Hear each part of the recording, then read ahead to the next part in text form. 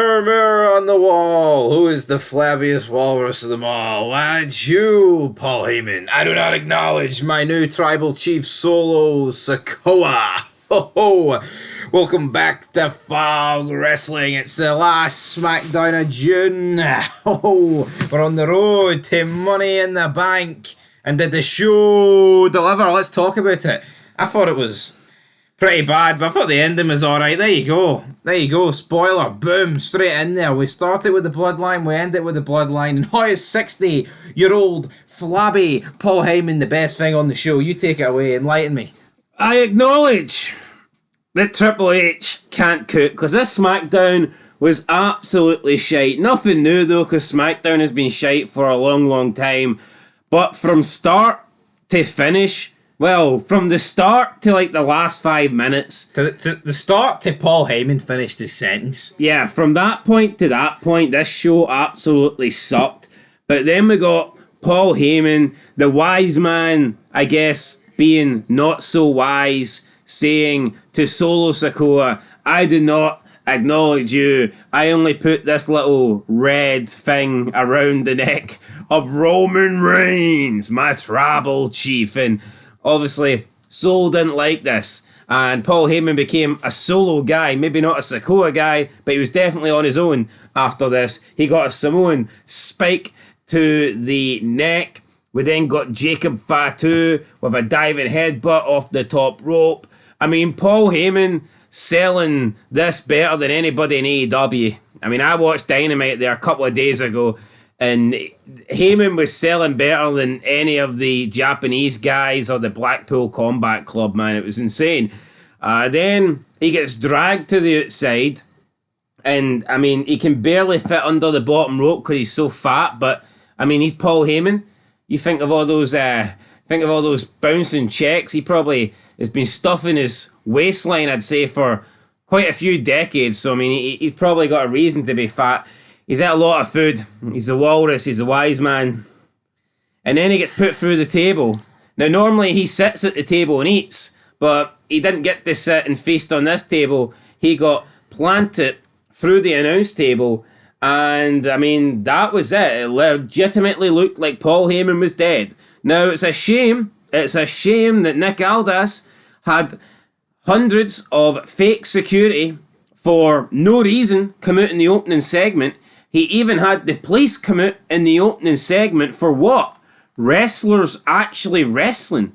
Wrestlers having a bit of a brawl. And Nick Aldis thought that was worthy of like 24 security. He thought that was worthy of getting the police involved. But then we see a non-wrestler in Paul Heyman, an old guy into his 60s who cannot defend himself, get battered by 4 Samoan men, and for some reason, no security necessary, no police officers necessary. It makes no fucking sense. And speaking of making no sense, Bayley. She won at Clash at the Castle. She's the women's champion. It's an important championship, supposedly. Where is she? Last week, not there. This week, she was like backstage for 4 seconds speaking to Naomi. That is the role of a fucking jobber. Not a champion. A chump. No champ. Chump. I do not understand how people think this is good, man. It's from start, like I said, from start to the Paul Heyman part, man, it was awful. But Triple H's long-term booking, isn't he, folks? Oh, well, the story for Bayley to win the championship's great. We know he's cooking down the... Nah. Also, what is it with these jobber matches getting made a week in advance? See, back in the day with the Attitude Era or the Ruthless Aggression Era, see if you had a bum, a jobber, a no-gooder, if they were involved in a backstage segment asking for a match, it was for later on that night because everything was fast-paced. You got the guy come in, get the match, you'd get the match, then we'd see the match. Now it's like you're getting bums that are asking for matches in the future. I mean, why are we doing this? Street Profits and the 2 gay guys, like, why are they having a backstage segment to book a match for next week? Why is Michin asking Nick Aldis for a match that isn't happening on this show? It's just so unnecessary, man. It's all filler. It's filler garbage. Talking of filler garbage, alright? We have the Cody Rhodes, Randy Orton, Kevin Owens against the Bloodline brawl to kick off the show. So funny, so fake looking in my personal opinion. Also, why are they both arriving in the same car? I mean, it literally looked like it was the same car. I know there was two of them, but I mean, why are they like got identical vehicles? It doesn't make any sense to me. Yeah. I mean, we get the fake ass Bloodline arriving. They make their way out. We get told that Jacob Fatu isn't here. Well, that was later, but anyway, he's not here. By the way, who would? It's not The Rock. Yeah, so they come out. We then see another car pull up. It's Cody Rhodes, Randy Orton, Kevin Owens. They've arrived. They come out, they start brawling. We got wrestlers brawling here, and then all of a sudden, security with Nick Aldis is here. And during this brawl, the Samoan guys got their ass whooped. Are they legitimately trying to make this new Bloodline look like shit? This new Bloodline, honestly, they can't hold their own unless they've got a massive number advantage. Although, last week, we seen Jacob Fatu beat up Owens, Orton, and Cody on his own. This week, when it was 3-on-3, the Bloodline got demolished. If Jacob Fatu is so much fucking better than Solo and these other two bums, then why is he not the leader? Why is he not the new tribal chief? Why is Solo Sikoa not getting on his hands and knees and acknowledging Jacob Fatu? I mean, it just makes no sense. It makes zero fucking sense. Like, this would be like the Ministry of Darkness. Like, Taker, Triple H, and I named another guy that was good that was in it. Like, I don't know. Bradshaw. Bradshaw. This would be like these three guys getting beat up with ease, and then Midian comes in to make the save, and he kicks Stone Cold.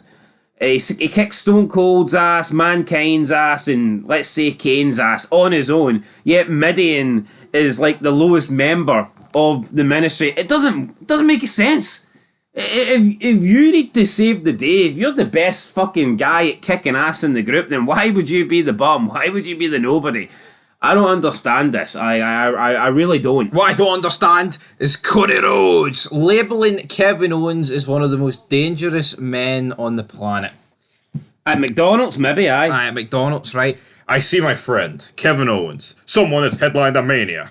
He puts Orton over, right? Hold on. Did Owens headline the Mania, or did Austin headline the Mania? And you could say, well, look, it's not the fucking same thing, right? Yes, there's been Mania. Austin headlines with anyone. Owens only headlined because it was Austin. It's that simple. Yeah, like you've always got the A side and the B side, and I think there's some Manias where it was like legitimately 50-50.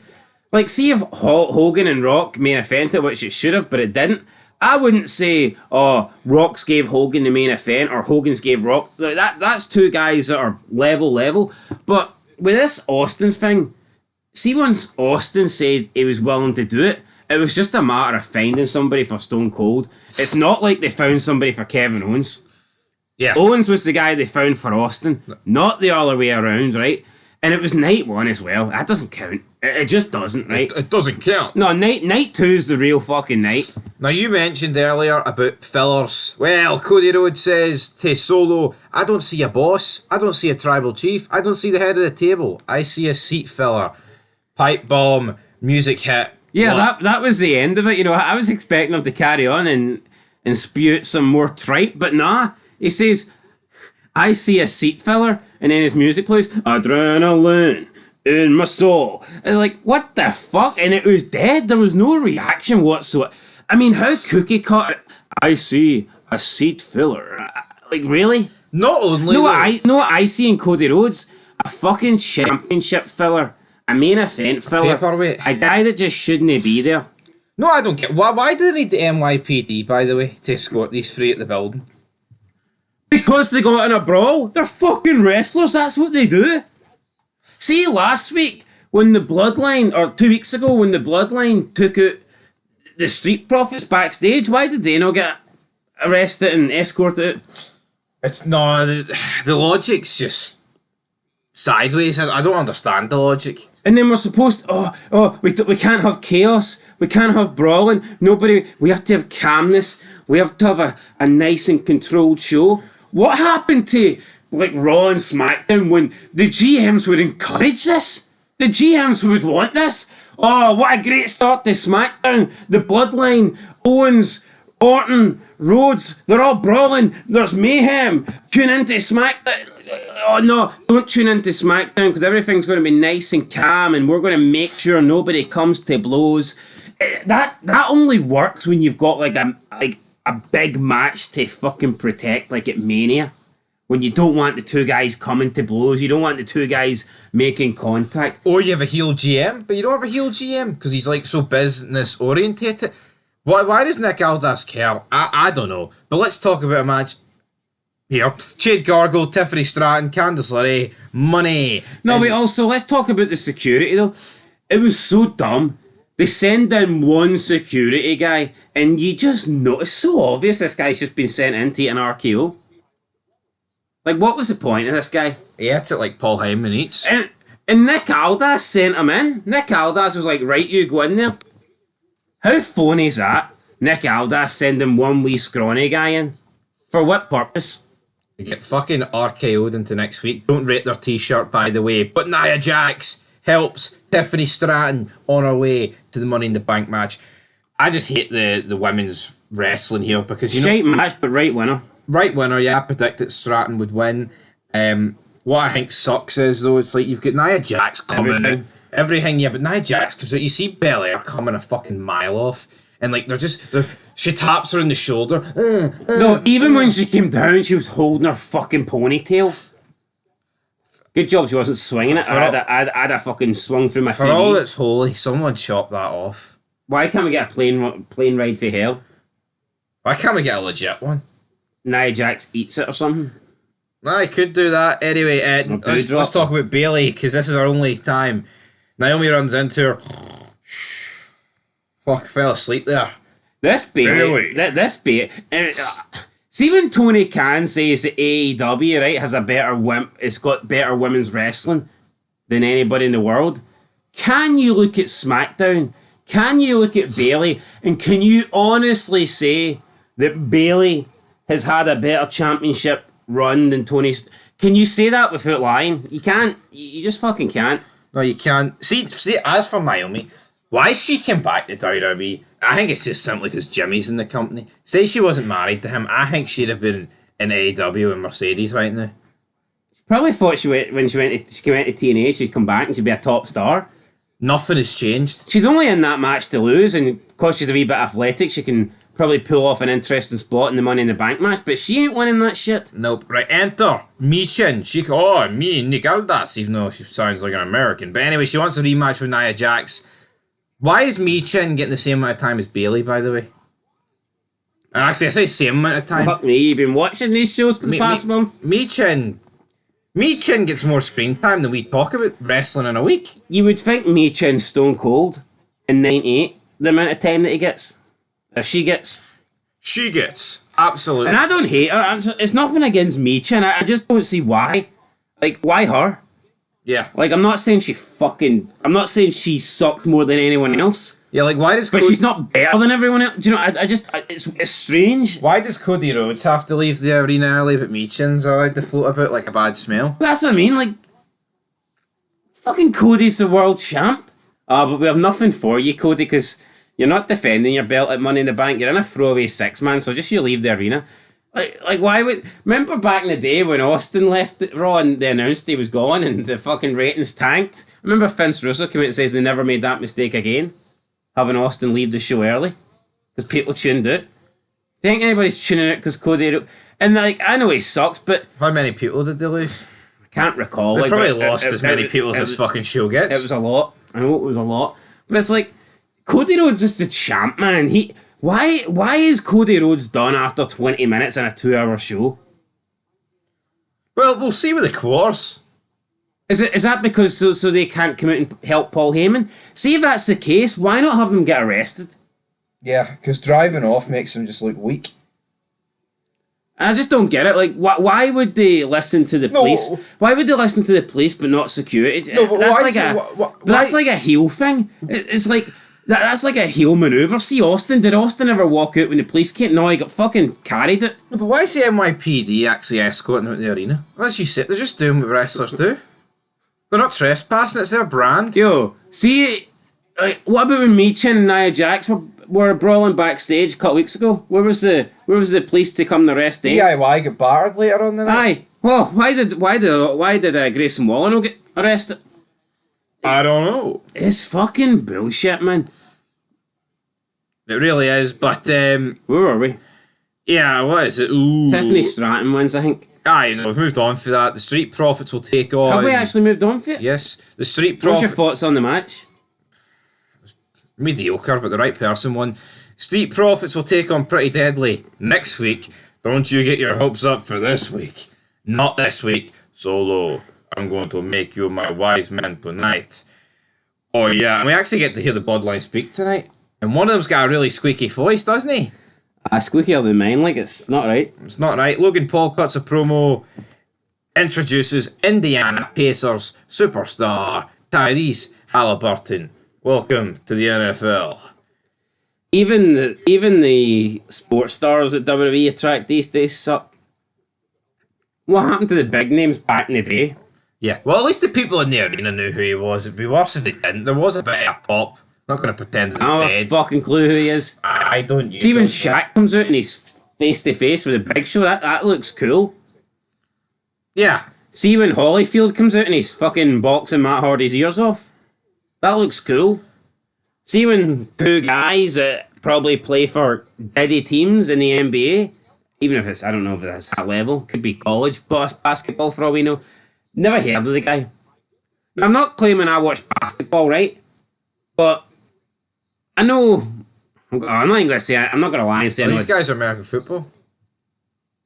How are they? Indiana Pacers. They said no. They definitely said football. Definitely. He said Indiana Pacers. That's a basketball team. Well, he said NFL. He didn't say NBA. Well, I mean, I think you need to get your facts straight here because no, I'm not denying. I know they're a basketball team, but Michael Cole said NFL. Michael Cole wasn't on the show. You're beat. You're lost. Not Michael Cole. You're Hulk Hogan. Corey Graves. No, you're doing that Hulk Hogan promo. Thunderdome, brother. Nah, the one where he's McMahon. I was the right guy at the wrong time the right place. Do you want me to drop the word, brother? No, don't be dropping that word. It is cancelled. Anyway, point is bigger. Aye, well, we need bigger stars because these guys from Indiana Pacers aren't doing it for me. No, but what about the next match? LA Knight, Paul, Santos Escobar, wee bit of the Pacers action. Well, actually, hold on. Escobar came out first, then LA Knight came out, and then it was like a 15-minute interval between LA Knight's music hitting and Logan Paul's music hitting. Yeah, I purposely left. Couldn't be arsed watching the match. Came up, LA Knight's music was still playing. Yeah, it's like, you come up and you're like, is that match over yet? I'm like, fucking man, Logan Paul's not even made his entrance yet. What are you talking about? Like, what actually happened? See in the arena, like, what I mean is LA Knight's music just playing for like 10 minutes and he's walking about the ring? Then is he doing the pose or something? Or, like, is he sitting in the corner? Do they get seats and wait? No, but there's a few people that works for, like Taker, Deadman gimmick. I remember. But it's not that it would ever go to break during that, by the way. Nah, but like, what happened to when wrestling was fast paced? How can you fucking disappear for 10 minutes, come back, and the guy's entrance is still going? No, seeing I left though, it's not like his music just hit. He was literally in the ring when I left. And when I come back, he's still in the ring with the music. I don't get it, man. But people lap it up. As for the match, it was alright. Sloppy. I've got a bone to pick with Hurricane Rana's. Talk about it. Why does every Hurricane Rana today look shit?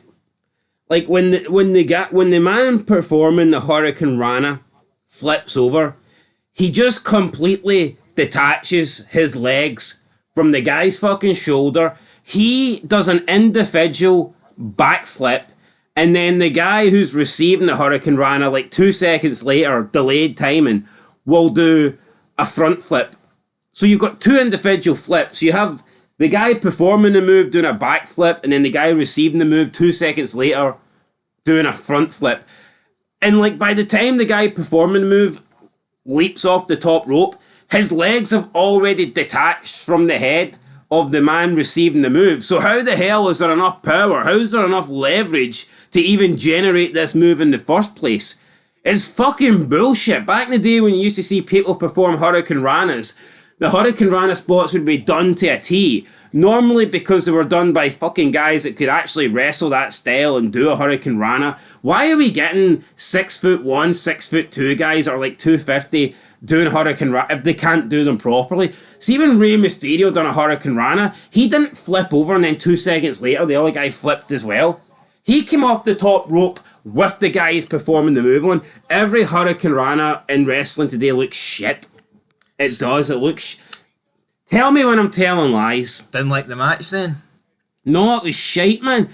And Escobar looked like a spare part. Honestly, you've got this LA Knight Paul feud, and you've got some random Mexican dude in there. Si, senor. I'll mow both your lawn for $5. 5 peso? I mean, what? What? Here. Logan Paul said Puerto Rico. Puerto Rico.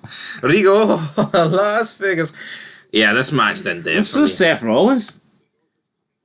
What's going on? See if Puerto Rico had a World Cup wrestling team, they'd be doing no bad. Couldn't they? Carlito. Bad Bunny. Yeah, I'll tell you what, Bad Bunny could hit a Hurricane Rana. He could fucking do Canadian destroyers.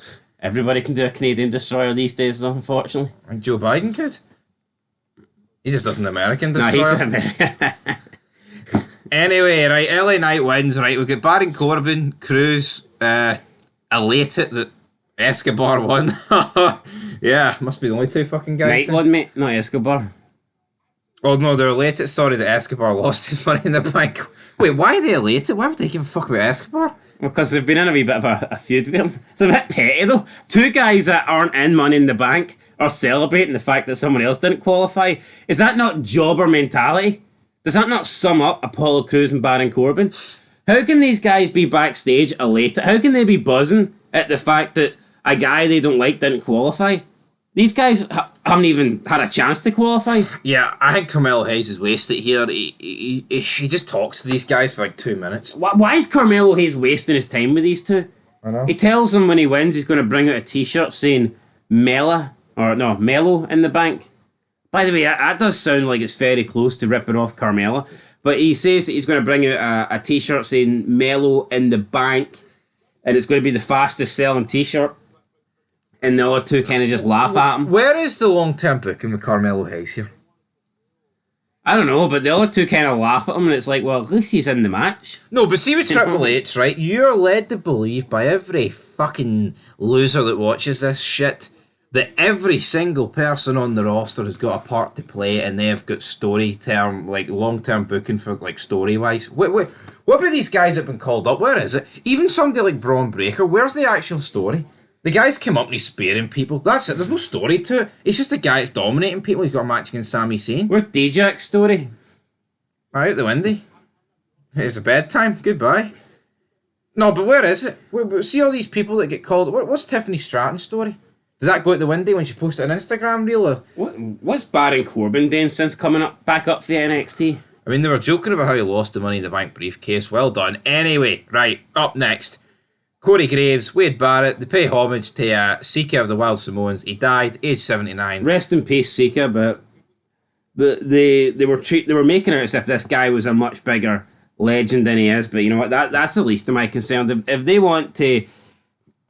I mean, the fact is, like, most times, like, it's the second generation guy that gets an advantage because his father done something. But in this case, they're putting over Sika because of what Roman Reigns has achieved and done. Yeah. I mean, it just is what it is. Bob Orton would probably be the same, wouldn't he? Yeah, it's like Bob Orton, when he goes, he'll get put over as a megastar, but not because of what he done, what Randy Orton done. A bit similar to how, like, Cody Rhodes has, got this big Dusty Rhodes push. Normally it works when you're the son, you benefit for your father, but in the odd case, sometimes the father gets made it to be better than they rewrite history, claiming that Sika was, like, selling out arenas single-handed. I mean, what? Did Sika ever really... Was he the headliner? I don't recall. I'm not going to bury the Wild Samoans, but they're not my cup of tea, right? Before my time, way before my time, years before my time. But I mean, I preferred the Samoan SWAT team. Who was that? Don't know who the Samoan SWAT team are? No. Those guys in ECW. I don't remember them. Two big fucking fat guys. What was their names? They came out with meat cleavers. How long? What? Like, what year was this? 98. Don't remember it. Doesn't remember it, but anyway. Their checks must have bounced because they couldn't have been in the company long. Like Haku, 3-minute warning. Even though we buried 3-minute warning, I prefer them to the Wild Samoans, man. Is what it is. I'm not going to sit and pretend that Rosie was great, like. Yeah, but I mean, the guy beat up Mae Young, then he was sidekicked to the Hurricane. It's hardly the most impressive career. Yeah, but I'd say it's better than these guys. Well, rest in peace, Sika. All right, I mean, rest in peace. Anyway, can we get Roman Reigns back? Rest in peace to my. I can't believe I used to bash Roman Reigns and say he was boring. I take it all back. It's like John Cena. Yeah, you didn't really. Well, I'm not saying Roman Reigns is on the level of Cena, but I do get what you're saying. Like sometimes you just don't appreciate these people at the time. Do you think we'll be looking back in 10 years and say, shit, we didn't appreciate Solo Sikoa? I'm begging him to take it. No. No. Doesn't work like that, no. No. He's fucking awful. Do you think we'll look back in like a couple of years' time and go, Cody Rhodes was the best world champion ever and we didn't appreciate him? No. He was so fun. He wasn't boring. No? No. Right, fair enough. Roman Reigns... No, Cody Rhodes is only over because of Roman Reigns. No, I wrestled a match and I was injured against Seth Rollins. My dad is dead. Anyway, right, Andrade up next. This is not any match. You know, my lawnmower. I need to get the gas. I thought speaking in a foreign language with subtitles was AEW's gimmick, but... I don't know much Spanish. Checa puntas, un pez, sí. That is pencil sharpener fish, yes. Unos, dos, tres. That's about the same amount of matches that Andrade's had since returning puta. At the Royal Rumble. Aye. 4. Why? This guy's only been brought back because he's married to Charlotte Flair. I think there's no lies being told there. No. Well, apparently Triple H loves the guy, but you couldn't tell for his return. No. You couldn't. Anyway, right, third match. Davenport, Naomi, Indy Hartwell. What's this match doing on my television? Davenport. What, is Naomi on there as well? I said that. Did you say Naomi? I did. This was sloppy. Very, very sloppy. No, it was sloppy. I think this is the sort of match you can get away with on that. Why not give this to people on a live event where, yes, it's a shit match, but there's actual, canon consequences, so to speak. Did they not give Rey Mysterio versus Kofi to a live event? Yep. Not that long ago. Why can't this do the same? And then they put some shite match on TV and you're thinking, hold on here. Wait. Imagine paying to go to a live event and this is what you get. Take that back. No, but you fucking get worse than this anyway. What's the last live event you were at? Last time I went to a live event, I got Scott Steiner and AJ Styles and Team 3D and who? What, against each other? I think it was Kurt Angle and Scott Steiner versus AJ Styles and Sting. Or they might have fucking fallen.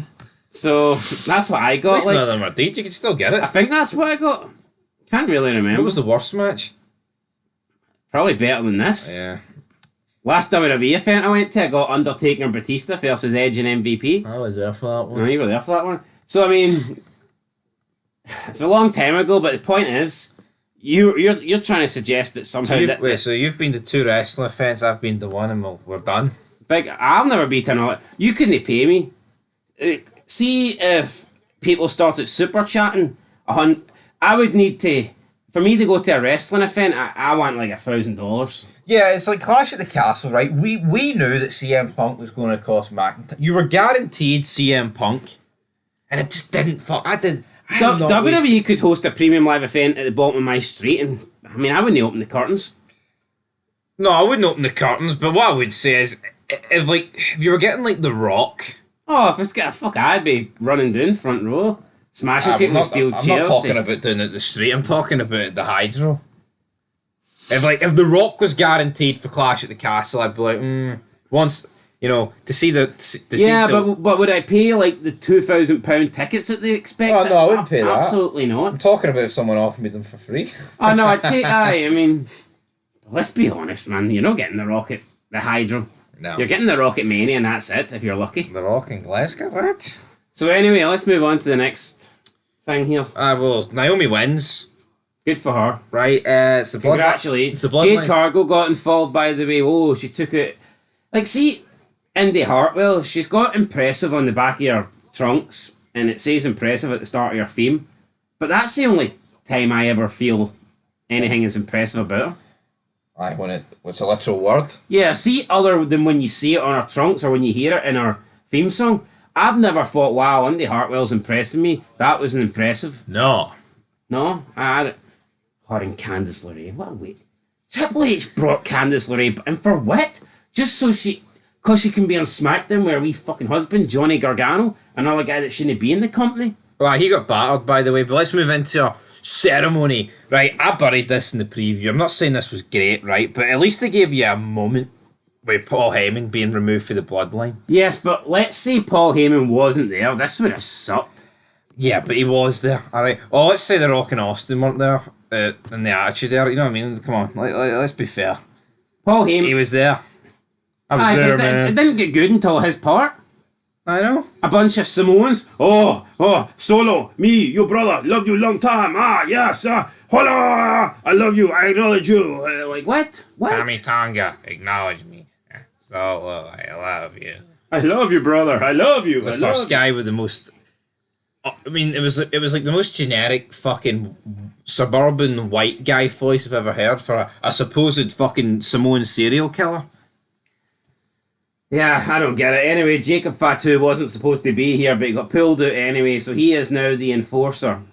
And I guess that means Solo Sikoa has now been promoted to Tribal Chief. Everyone's acknowledging him. Solo wants Heyman to acknowledge him, but Heyman says he loves him, but he just won't do it because he only acknowledges Roman Reigns. And then we get the beatdown that we spoke about at the start of the video. Paul Heyman gets a big power bomb. Paul Heyman needs to lose a bit of weight. I don't think it's good at his age to be that heavy.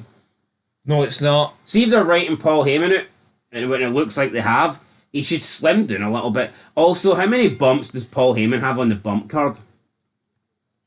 A lot. How much worse is this going to be? What do you mean a lot? Like left? Aye. Well, I thought you meant to this point. I'd probably say none. But here, what's the Bloodline going to do with Paul Heyman now? Who's going to talk for them? Yeah. It's just going to be 4 Samoans. Roman Reigns will be back soon. Roman Reigns has to come back. I think he's going to return at Money in the Bank. And I think they're going to... Oh, he's going to spear Cody, but then he spears Solo, face turn. That's my prediction. Could happen, might happen, will it happen? I don't know, but we can't predict what's going to happen at Money in the Bank. Well, we can, but we ain't going to do it right now. But we will give our SmackDown rating, and I am going to give this a 1 out of 10.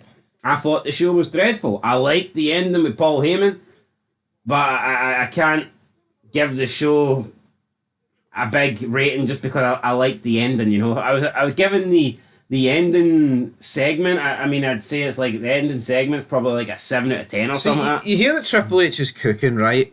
And that he's the mastermind behind both shows. You can clearly tell that someone is different is writing both shows between Raw and SmackDown. It's not the same guy.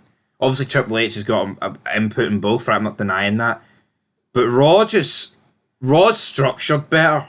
I feel like they incorporate backstage segments a lot more. I think the SmackDown is just a fucking mess, man. I do. How can we fill an hour and a half until we get to the Bloodline segment? Yeah, that's what it felt like. So yeah, I'm giving it a 1 out of 10.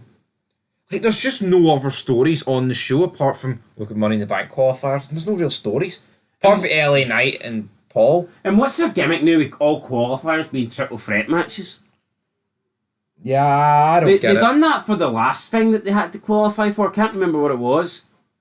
But the last thing that people had to qualify for was all triple threat matches. See, wrestling's weird, right? Sometimes you can go like 2 years without a triple threat or a fatal 4-way. Then all of a sudden they'll give you about fucking 10 in the one night. Like, man, it was that to get the shot against Cody Rhodes. Aye, 2 triple threat And, matches. and then there was something else that they done that was triple threat match. King of the Ring? Nah, that was that was singles. But there was definitely something else that they done that was triple threat matches, and it was like, what's the fucking point? Like, what is the point? Yeah, I can't remember. Anyway, it's a 1 out of 10. Worst show of the week?